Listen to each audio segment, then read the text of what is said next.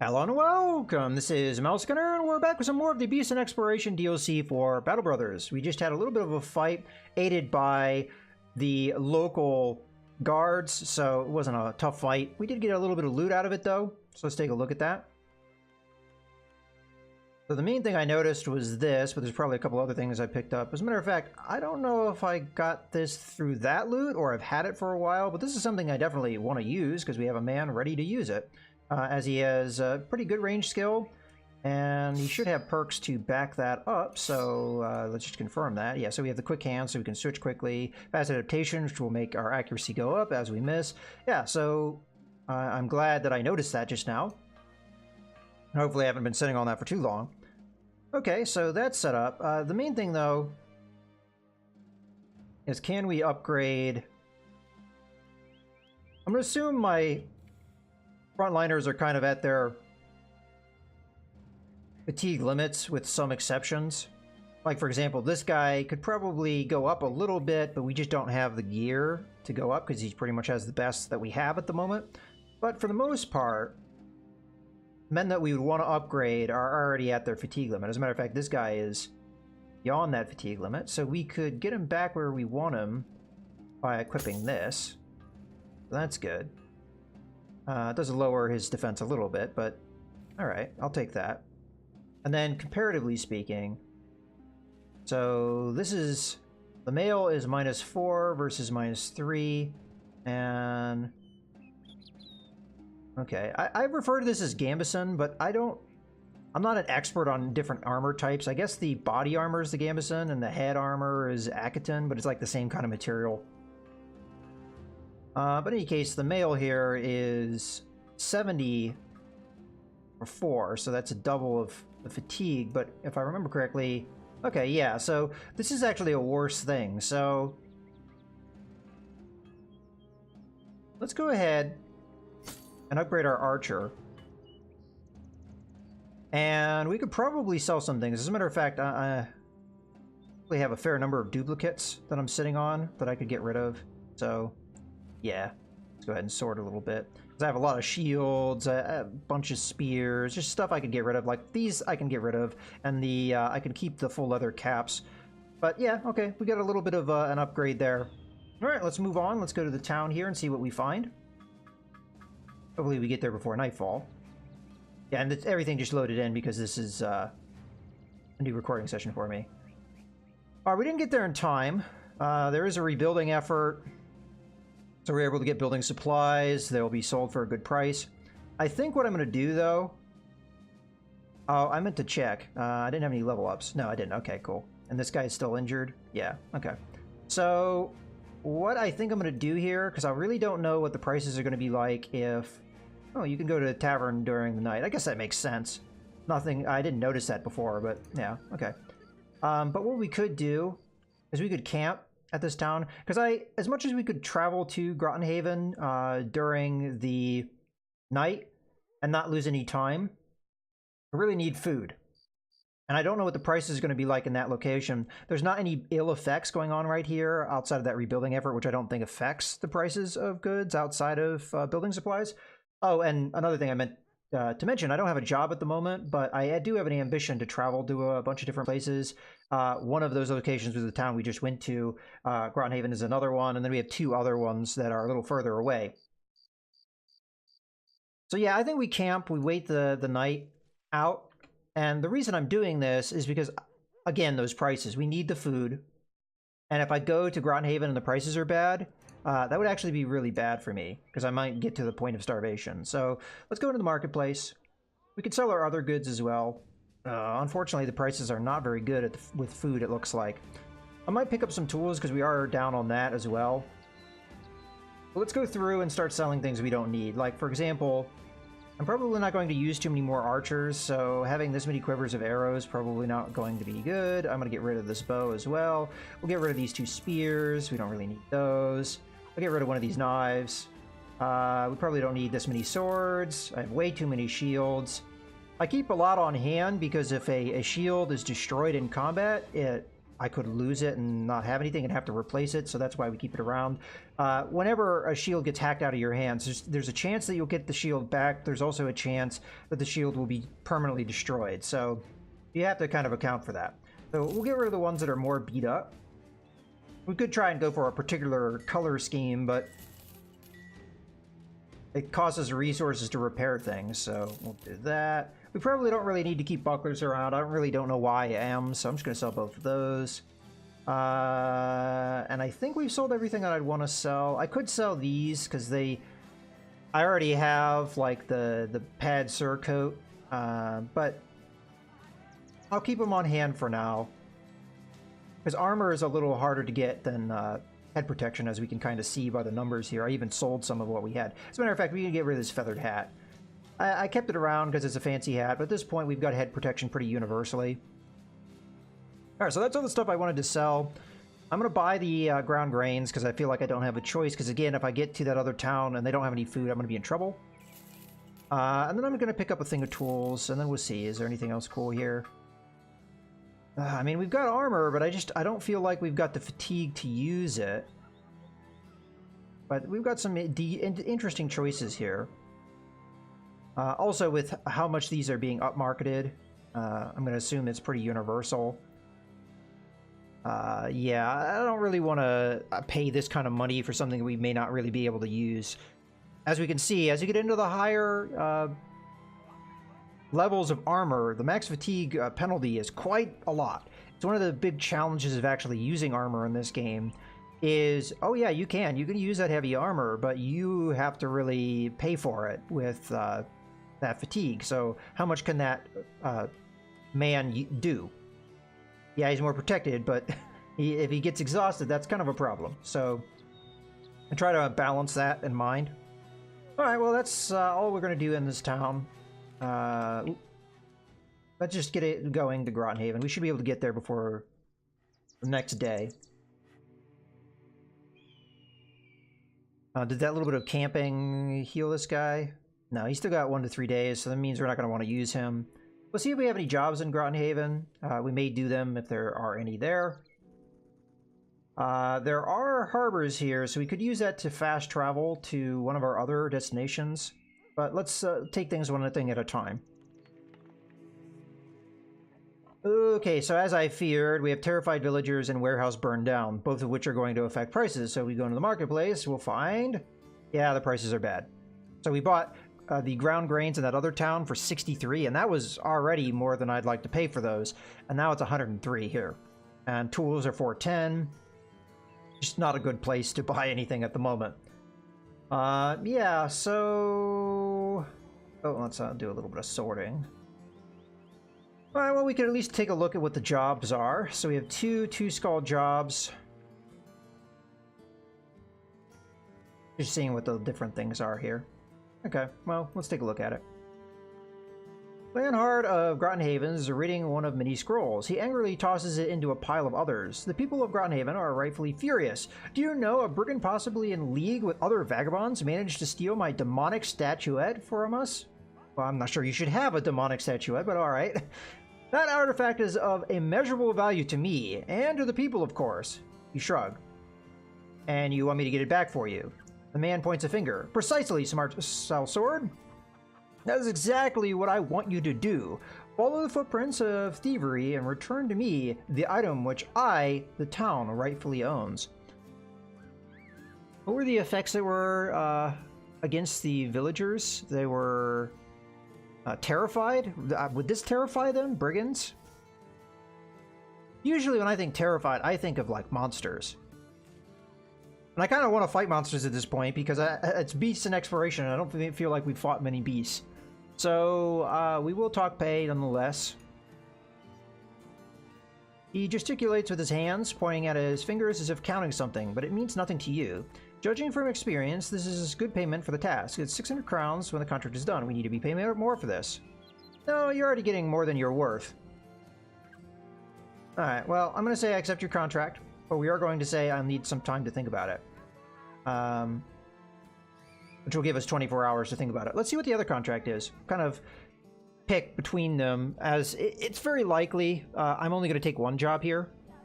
So let's pick the one that most interests us. Sigmund the counselor stares out his window, watching a group of men loading cargo into a number of wagons. He talks without looking at you. I have an important delivery heading out to Kochendorf, roughly 2 days northeast of here. Unfortunately, a competitor outbid me in acquiring a local band of caravan guards. Now I need your services. Let's talk numbers if you're interested. Alright, well, I'm going to agree to this, but then we'll look at where we're going. I know where Kochendorf is. Look where that's going to get me in relation to where we want to go, and kind of decide from there. So how many crowns are we talking about? Looks like it's going to be better pay. He opens the palms of his hands. I'm tight on crowns, so before you ask, this is all I have right now. You'll be paid 11 crowns per head you arrive with. Per head you arrive with. So is that for me killing bad guys?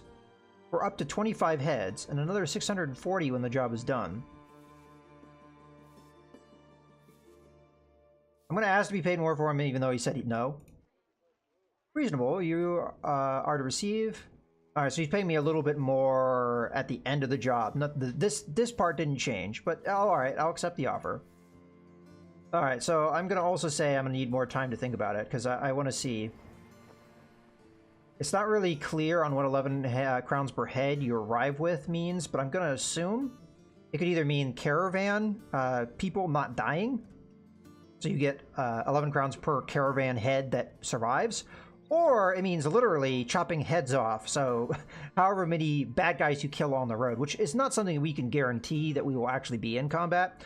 With these caravan rides, you very well may avoid combat altogether, so...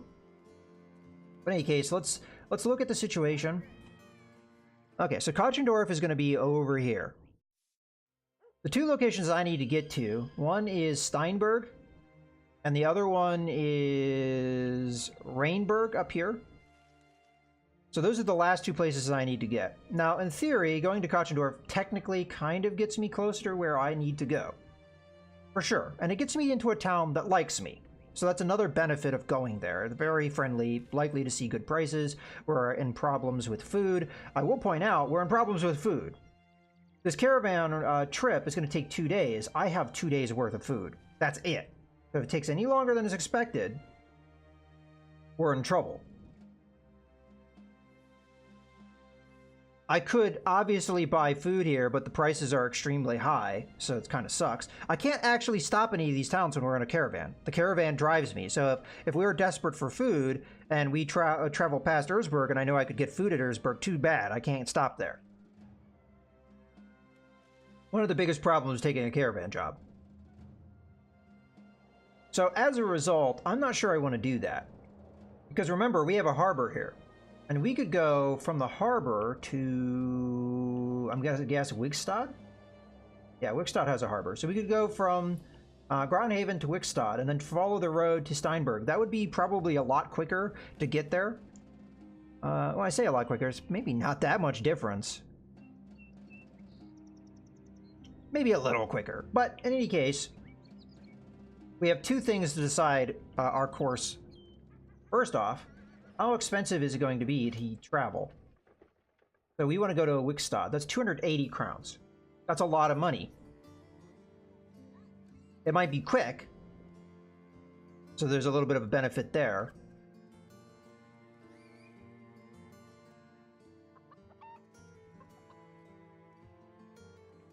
Now, if we fight bad guys with the one contract, we could get food. It's potentially going to turn off the Terrified modifier, which could allow us to get more food.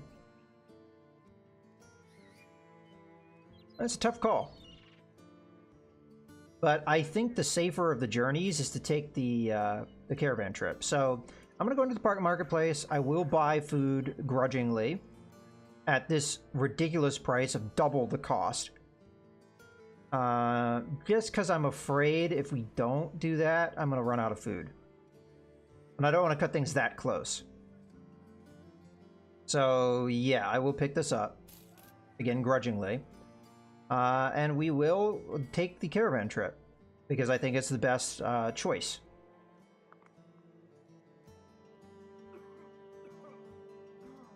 Okay, the food shouldn't spoil along the way either, so we'll be good. Alright. Let's take the caravan trip. Okay, I accept this contract. Alright, off we go. As I said, I have no control now. This is auto movement. Along the road, you come across a goatskin tent beside the road. The hide tarps have been dipped in purple dyes, and there are fresh daisies twisted into the knots of matted goat hair. An old woman with a hunchback stands outside with her hands clasped and hanging. She sizes you up and down with withered eyes. Ah, a sellsword. No, a captain of sellswords, or perhaps something more. You smell of a strange odor, and not just that of a man. You wish to have your fortune told? She gestures to inside the tent. You see a number of long cards laid face down across the table.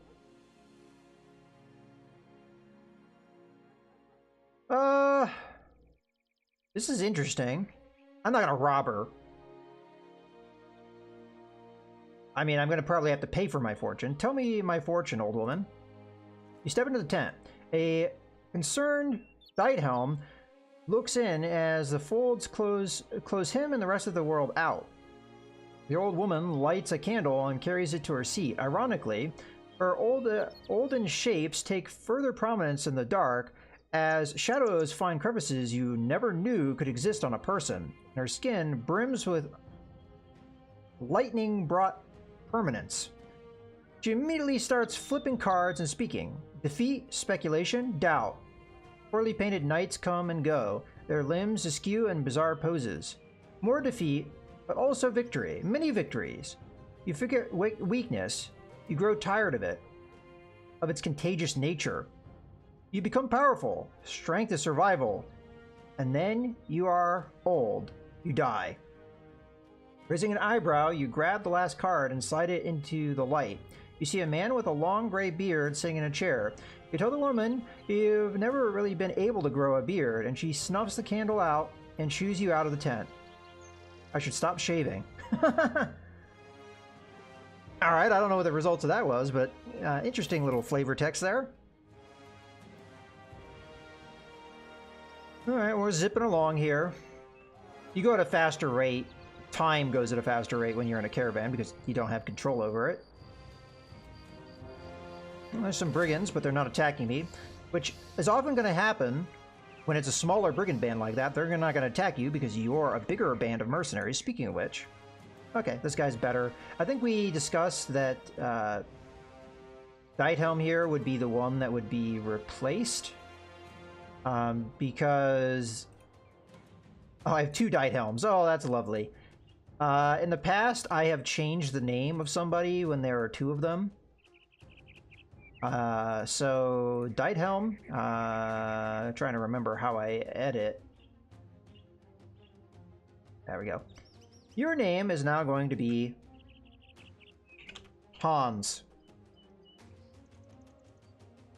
That's what happens to you when you have the same name as somebody else. And Geralt is going to take your place anyway.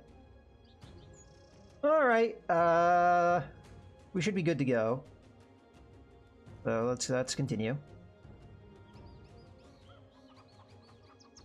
We'll see if the buying food was founded.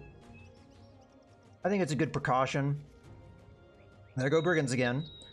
Now, if we're supposed to kill people, yeah, get paid for every head of an attacker you slay. So it's more spelled out here. So if no brigands attack us, which so far hasn't happened, I mean, the brigands have avoided us because, again, we have numbers on them, so they're not going to attack us. Yeah, it looks like we got there without killing anyone, so we don't get the extra pay, unfortunately. But it's still paid more than the other job would have. Hutchendorf greets you with a swarm of daytailers looking for work. The caravan leader doles out crowns to men here and there, their grubby hands going to the carts to unload the cargo. When he's finished with the throngs of men, the leader turns to you. He's got a satchel in his hand. And this is for you, mercenary. You take it. A few of the daytailers watch the exchange of monies like cats would a dangling mouse. Okay, so they're well supplied. So if there's no other ill effects, it appears there are some. Okay, so we've got abducted children. Children have been disappearing from the settlement. Distrust and fear rule the streets and are slowly poisoning the community. But they also have a good harvest. The food is readily available and offered at low prices, and they just got well supplied as well. We have a 3-skull mission, and I'm going to guess that has to do with the abducted children, which we will probably take. I'm going to go ahead and put a cut in the video here, as it is that time, but I hope you guys have enjoyed. This is Mouse Gunner, signing out.